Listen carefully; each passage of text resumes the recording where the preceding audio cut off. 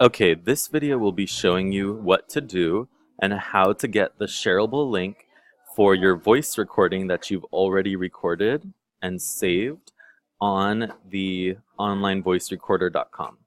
So go ahead and find the recording in your Google Drive, which you can probably easily find under Recent, and click on the voice recording, and go ahead and click these three little dots in the right-hand corner and click Share.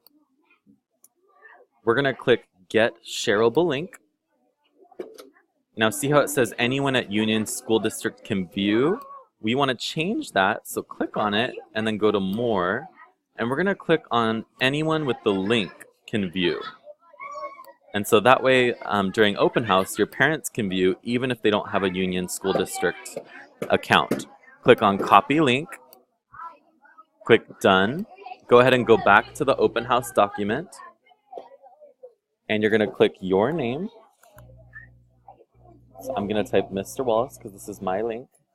I'm going to click on this box right here and click Control V, and now the shareable link is there. So anyone who clicks it can listen to my voice recording. I hope this helps. Thank you.